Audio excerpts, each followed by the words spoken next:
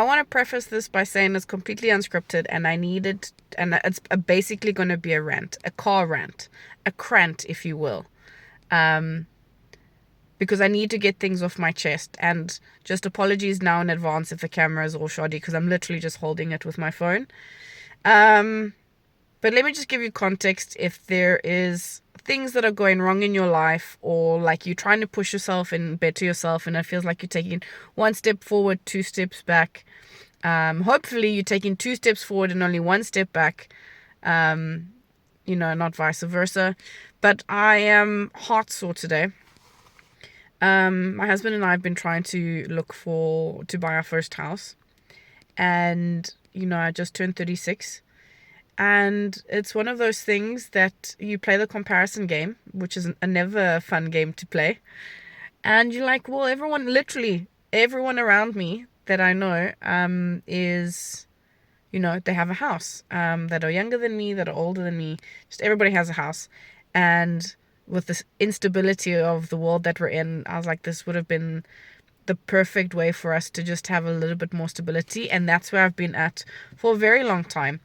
But my husband and I are immigrants. We are South Africans that moved to Spain to try and, not live a better life. There's nothing wrong with, South Africans, if you know, you know.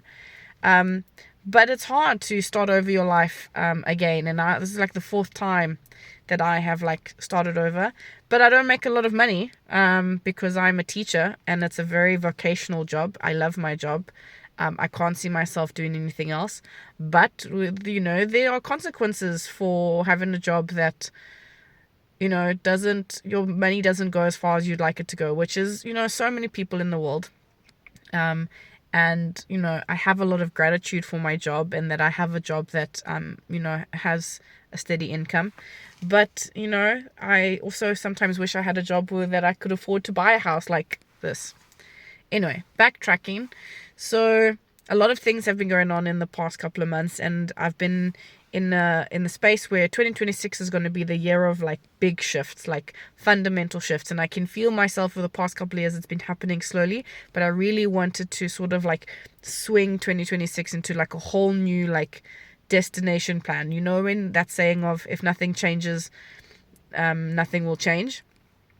That's sort of the idea of what I wanted, and I was really pushing. So we had tried this whole thing last year about buying a house, and it didn't work, and we'll sort of let it go, and we'll just focus on building a new business and seeing how that goes. And wada. Okay. Looked at 3 houses in the past month-ish, between between February and March, and it came pure accident. I was just I had this urge to go and see what was available, and I was like, that's within our price range, which is not high, but we had a price range.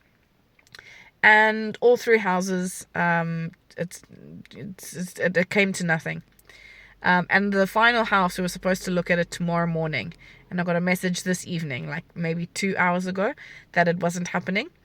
And I was fine with it. The house was very old, and it needed a lot of work. And although we would be buying it at a cheaper price, a lot of money would have had to go into it. And that would have been a lot of stress, trying to build a business, and then, focusing on making this house a home. So I'm not upset or hurt or anything by that. But my heart is heavy, because how do you try and better yourself, and you try to listen to God, and you pray, and God says earlier, just be patient and stop forcing things to happen. It's not meant to be forced. It's meant to come naturally. And then there's the space of, if you're like me, sorry, I'm a little bit sick.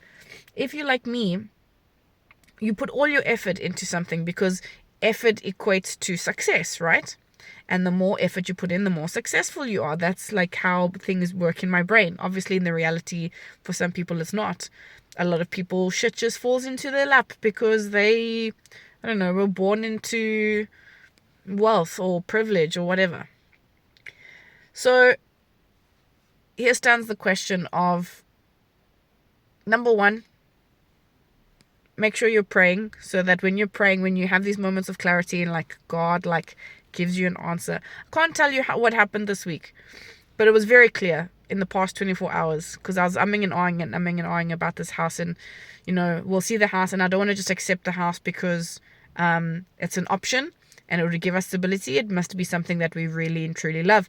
And so I was already weighing up the pros and cons of this potential property. And God responded in a moment of clarity, and he said, stop forcing the things to come. They will come. You're putting in the work in the places they need to go, and everything else will just fall into place. If it's not meant to be, I'm not going to open that door for you. And the 3 doors, and they were just like, shut. Don't, why are you trying to force in English? Sorry, I'm an English teacher, so I'm used to speaking in Spanish as well. We have the expression forcing a round peg into a square hole, or a square peg into a round hole. Like, they don't fit. Stop trying to make something fit. It's not gonna fit. And yeah. Sorry, there's people around the car and I must look like a total weirdo. But I needed to talk about this. I needed to get this out of my system. So be patient and be kind to yourself. Don't play the comparison game. The comparison game is the worst game to play. I mean, if I had to look at my circumstances, we have no family help in monetarily wise, okay? We are starting from scratch, right? In a country that's not our first language, right? And lots of people are able to like have those things already. That's how privilege works, right? And I'm not privileged in that way, but I'm privileged in other ways, and you need to make space for that gratitude and that acknowledgement. So I don't have this, but I have a lot of something else, and that something else is I have a job that I love. Granted, I don't get paid a lot, but granted, it's something that brings me purpose in life. I have a fantastic husband, like the best husband. I have a fantastic husband who's a partner, the light's gone off, doesn't matter. A partner, a best friend, just everything that I could possibly ask for. I have family that, although they can't help me in certain aspects, love me unconditionally, and they're alive. There's a lot of people now, we're getting to the age, people where parents start dying. It's not something that I should be taking for granted either. So there's lots of things that, it's not about weighing pros and cons, but it's about, taking stock of your life and realizing, you don't have everything that you have. And maybe on the outside, people have something that you don't have, but maybe, people's relationships are not as great as mine. I mean, and I don't say that like sarcastically, and I don't say that like, what's the word I'm looking for? Like egotistically. Like genuinely, I know people whose like marriages broke down, or, people broke up because it just wasn't as strong. And so that I have to acknowledge and cherish. So my phone's dying. Sorry if you heard that. Anyway, takeaway of this video is to pray to whoever you believe. Make space for an answer to come.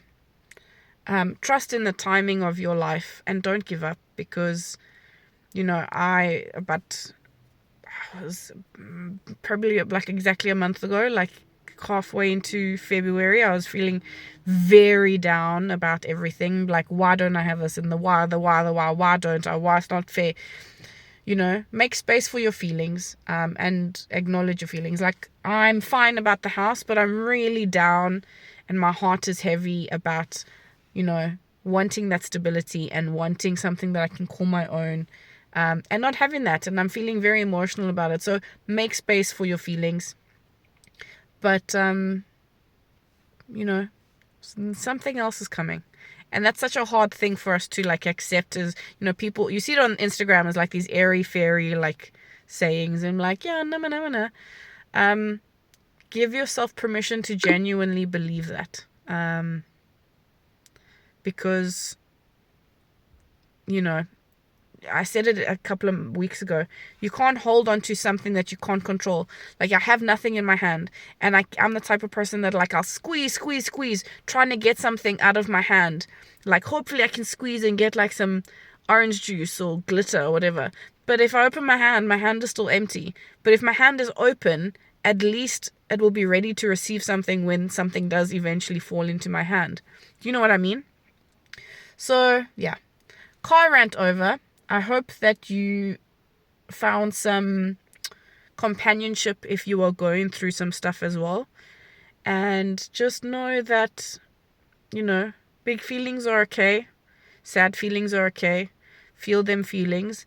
And then just trust that everything will just come together in its own time.